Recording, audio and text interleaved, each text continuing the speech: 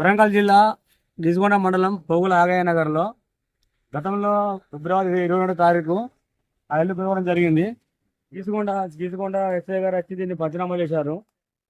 దీన్ని JCB night 1 గంటకు కూలగొట్టాడని చెప్పి దాని గురించి ఎంక్వైరీ చేస్తే దాని సీసీ కెమెరాలో జేసీబీ కనబడలేకపోయింది. ఇంతవరకు ఆ జేసీబీ జాడ కనుగొనలేదు. ఇప్పుడు అదే క్రమంలో మళ్ళీ నిన్న సాయంత్రం 5 గంటలకు ఈ పక్కకున్న రేకుల షెడ్ కూలగొట్టడం జరిగింది. నేను సాయంత్రం 5 గంటలకు ఆ రేకుల షెడ్ జేసీబీ సహాయంతో కూలగొట్టారు. దాన్ని కొంతమంది జేసీబీ ఆపిన క్రమంలో అతను ఏం చెప్తున్నారంటే, ఎంసీపీ నాయకులు నాకు కూలగొట్టమని చెప్పారు, మేము దాన్ని కూలగొట్టామని వాళ్ళు ఆపోతున్నారు.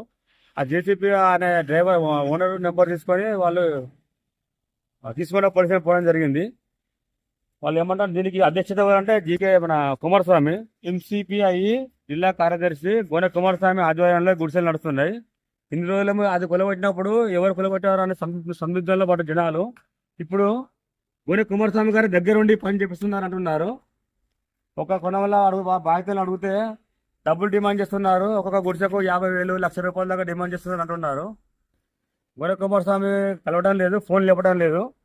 ఆయన ఇక్కడ చర్చలా చేస్తున్నాడు, మీటింగ్ పోయని చెప్తున్నాడు. ఆయన దొరికినాక ఆయన లైవ్ తీసుకుంటే అసలు విషయం బయటపడుతుంది. బాధితులు వాపోతున్నారు. గత 4-5 ఏళ్ల కాంచాలు మేము ఇంటి పన్ను కట్టుకుంటున్నాం, నల్ల పన్ను కట్టుకుంటున్నాం, కరెంటు బిల్లు మీటర్ కట్టుకుంటున్నాం. మేము గవర్నమెంట్ ట్యాక్స్ కట్టినా కూడా ఇంత దౌర్జన్యంగా మాకు తెలియకుండా చెప్పకుండా జనాలు లేని క్రమంలో చూసి తొకిలీ సాయంతో 4 రూపాయల షెడ్ ఇది గవర్నమెంట్ ట్యాక్స్ కట్టినా కూడా మా షెడ్ ఎందుకు కొట్టారని వాళ్ళు గీసుకొండ పీసీకి కలవడం జరిగింది.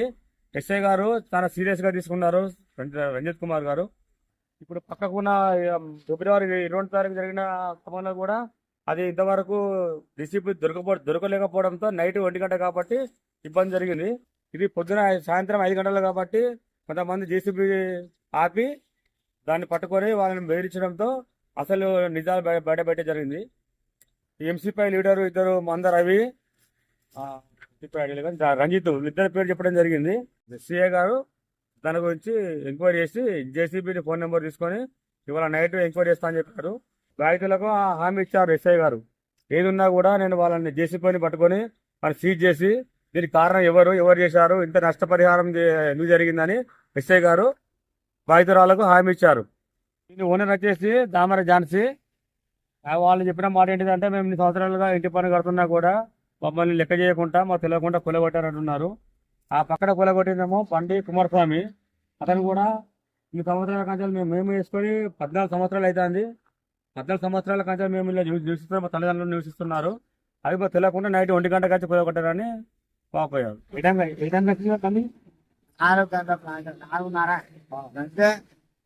వాళ్ళ పార్టీ వాళ్ళేనా వాళ్ళు పాటోలే గుణకుమార్ పంపించింది మమ్మల్ని ఎంత సాగు చేయమని అంటే, నేను రేపు వస్తానా, ఫోన్ చేసిన నెంబర్ కూడా చూపెడతా.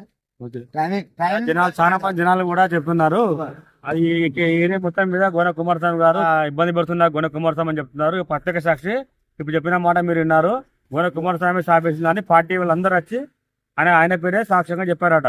అది అందులో 3 ఆటోల వ్యక్తులు ఒక 15 మంది వచ్చి అదే ఎర్రజెండా కప్పుకొని ఎంసీపై ఉంచి గోనె కుమారస్వామి పంపించిన క్రమంలో దాన్ని గుడిసె కొట్టడం జరిగింది.